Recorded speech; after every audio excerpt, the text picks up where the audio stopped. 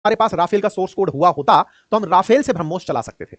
France ने जिस तरह से हमें अपना राफेल बेचा है, सेटिंग उसके सॉफ्टवेयर की ऐसी है जैसे आईफोन के अंदर वही एप्लीकेशन चल सकते हैं जिन्हें एप्पल अपने द्वारा ऑथराइज करता है, ये एंड्रॉइड की तरह नहीं होते। वहीं दूसरी ओर रूस अपने फाइटर जेट को एंड्रॉइड की तरह बनाकर दे रहा है कि आप अगर हमसे सोर्स कोड लेते हैं तो आप ब्रह्मोस को भी हमारे फाइटर जेट से दाग सकते हैं। ब्रह्मोस दुनिया की सबसे बेहतरीन क्रूज मिसाइल है। राफेल दुनिया का 4.5 जनरेशन का फाइटर जेट है।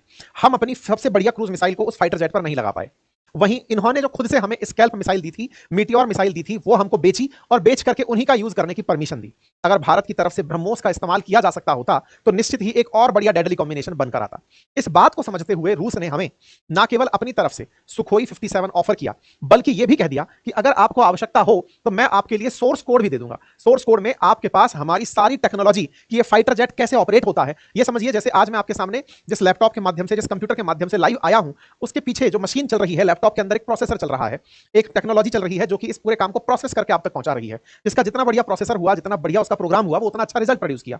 फाइटर जेट्स के अंदर सोर्स कोड एक ऐसा ही समझिए सॉफ्टवेयर प्रोग्राम होता है। आसान भाषा में कहूं तो ये एक ऐसी कोडिंग है जिस कोडिंग को लिखने में ना जाने कितने टेक्नोलॉजी वाले लोग लगे होते हैं।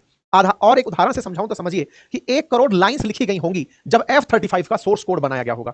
मतलब उसके सॉफ्टवेयर में कम से कम 10 मिलियन लाइंस लिखी गई होंगी। ऐसा लोग ऐसा मतलब इंफॉर्मेशन मार्केट में उपलब्ध है।